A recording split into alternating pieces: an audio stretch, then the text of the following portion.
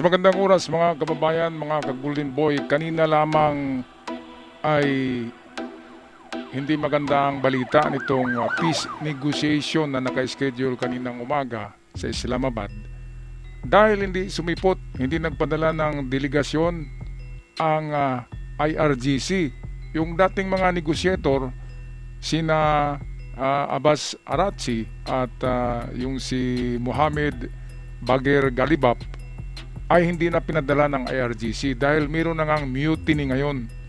Merong mutiny, merong kodita sa IRGC, hindi lang yung sinasabi, hindi nababalita.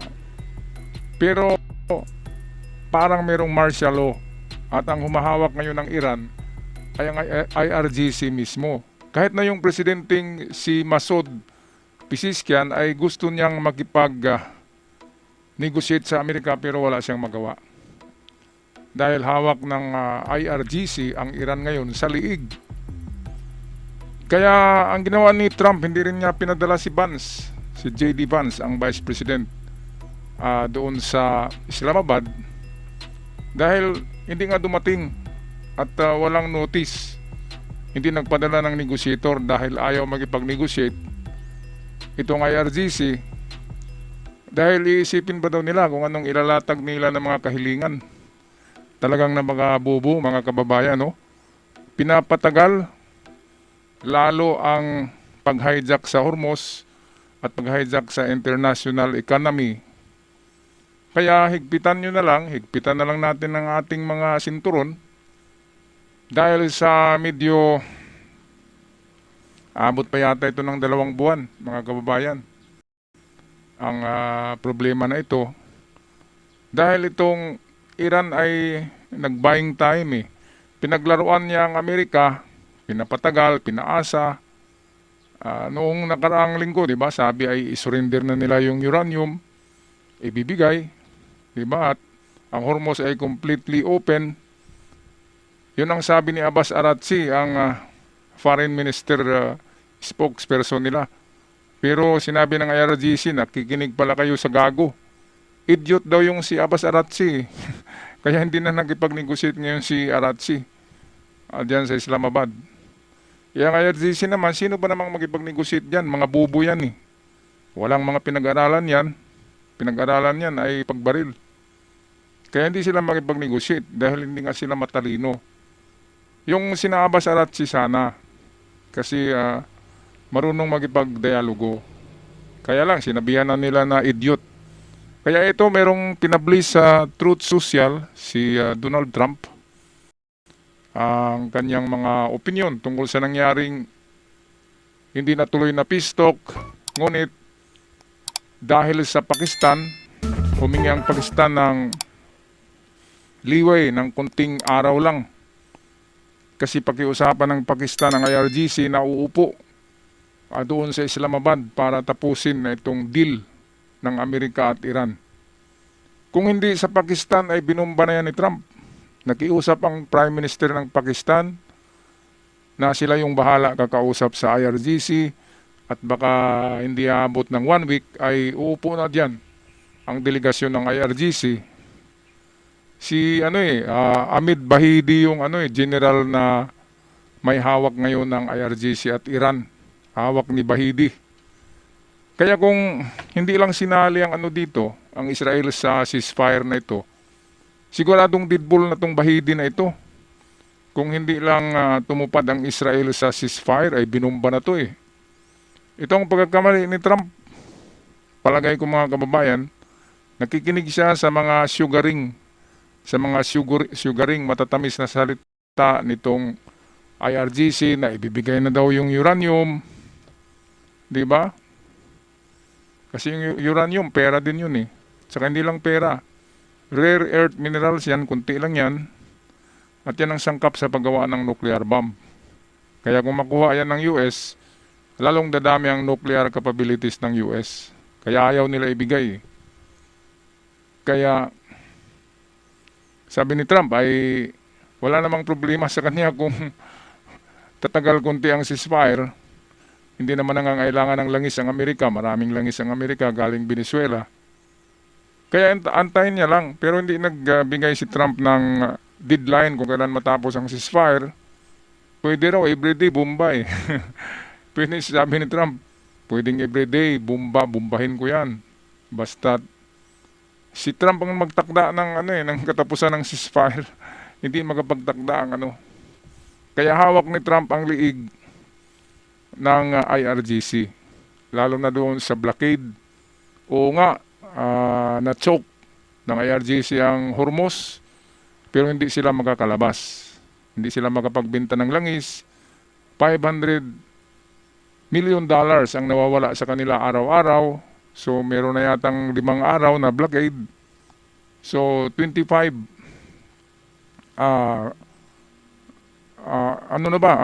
ilang milyon na ba yun? 5 million times 5 days. So 250 million na ang nawawala sa Iran dahil sa chokehold ng US Navy sa labas ng Hormuz. So blockade, binablockade din ng Amerika. Nag-blockade ang IRGC doon sa loob ng Hormuz. Nag-blockade din ng Amerika sa labasan.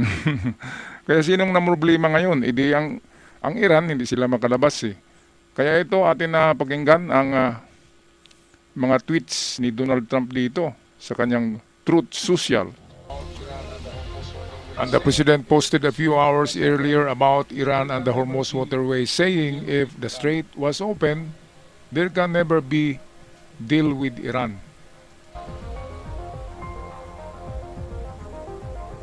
Iran doesn't want the Strait of Hormuz closed.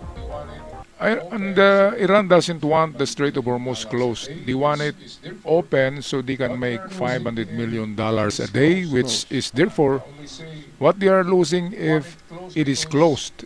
And they only say want it closed because Donald Trump have it totally blockade or closed, so they merely want to save their face.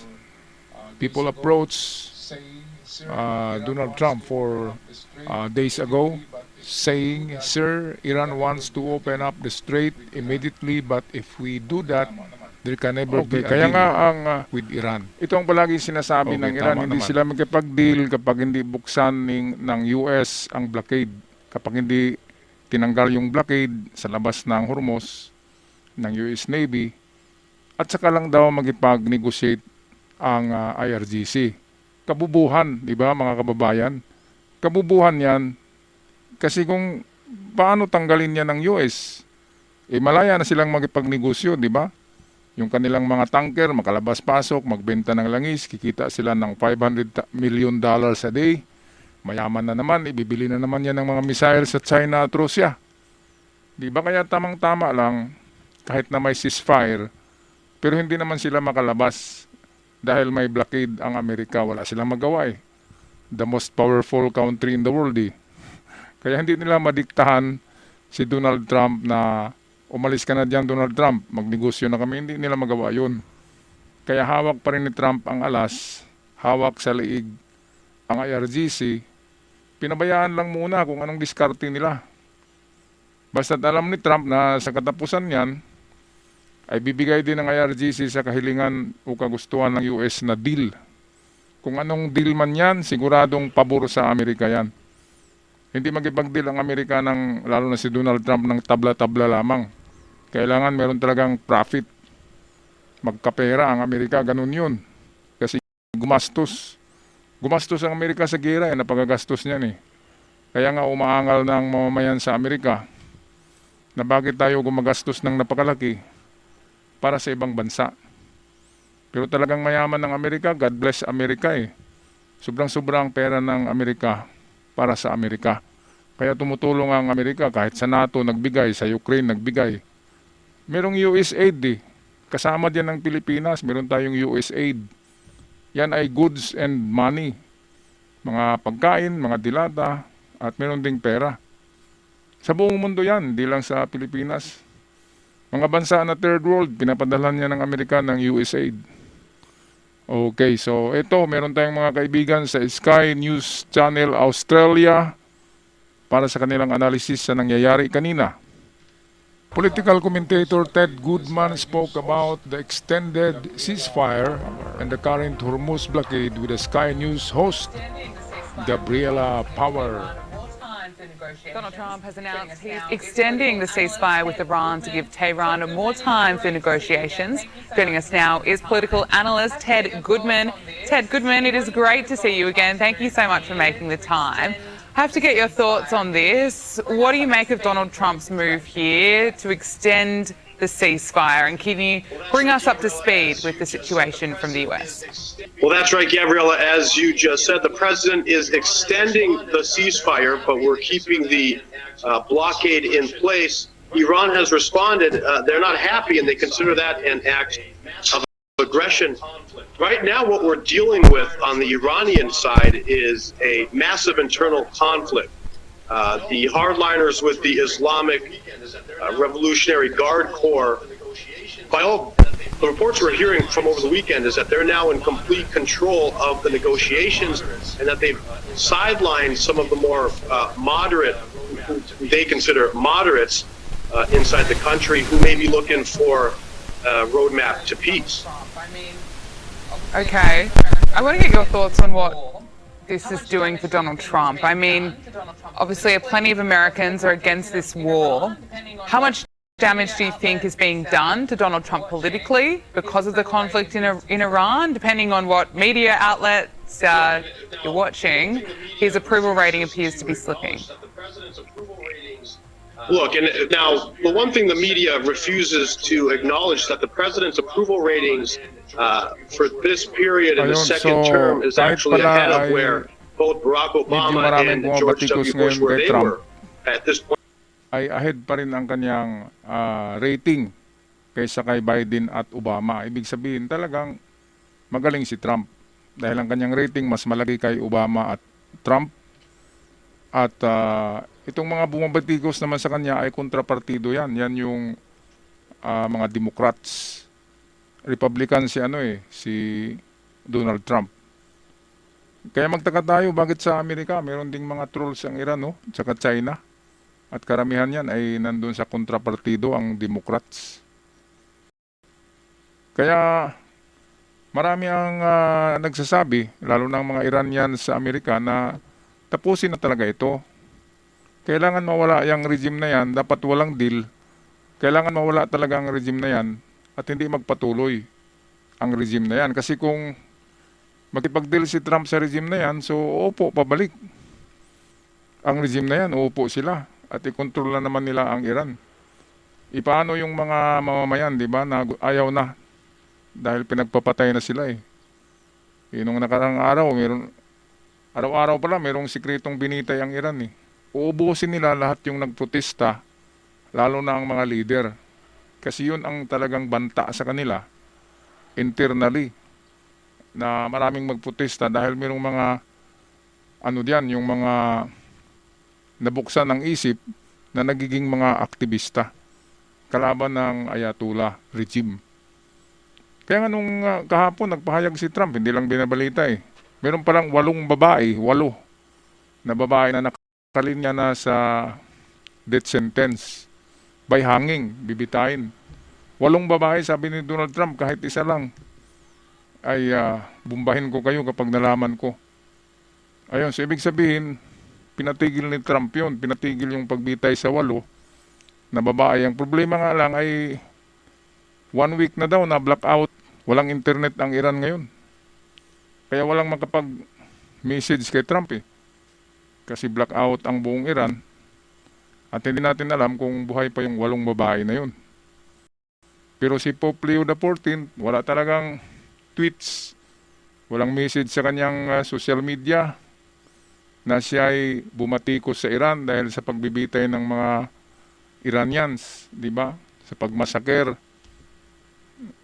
Walang pakialam si Pope Leo, walang comment. Pero kapag mga galaw ni Trump at galaw ni Netanyahu sa pagbubumba sa mga terorista na ito, ang Santo Papa ay mag-react kaagad. Santo Papa ba yan? Santo? Yang Santo, mabait yan na di ba? Ito, nagbait-baitan lang yata itong Santo Papa natin. Katoliko kasi ako, kaya natin. Pero kung kayo'y Christians, di Santo Papa or Papa na lang. Mas maganda siguro. Alright, mga kababayan, ito lang ang ating episode ngayon, ang tungkol sa medyo hindi magandang, talagang hindi magandang balita. Itong hindi na tuloy na peace talk sa Islamabad, hindi dumating ang peace negotiators ng IRGC dahil hindi marunong mag-English, mga bubo, takot kay Donald Trump, walang pinag-aralan, kaya ganun ang nangyari.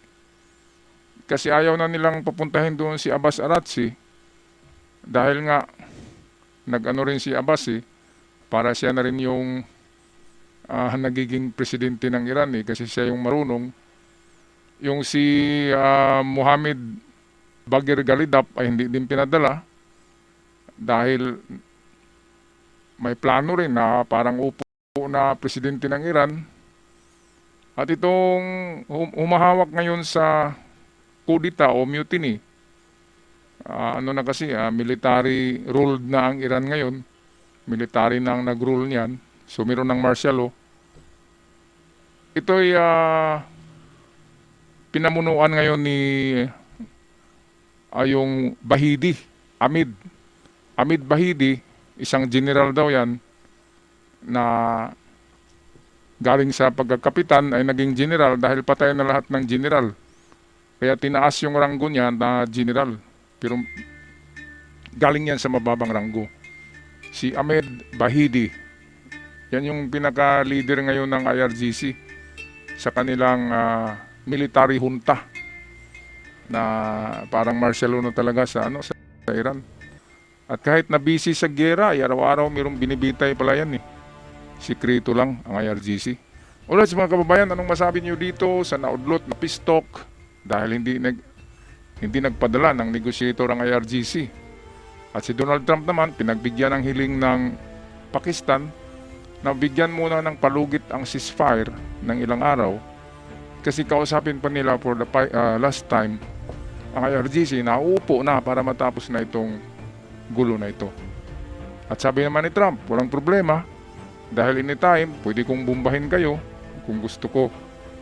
So, ito ang gusto kong marinig Saka gusto kong mangyari na mapulbos na yung mga infrastructure dyan sa IRGC sa Iran para susurinder na yung mga kumags na yan. Okay, so ako'y magpaalam na mga kababayan, mga ka-Golden Boy. Pag-comment na lang sa ating comment section.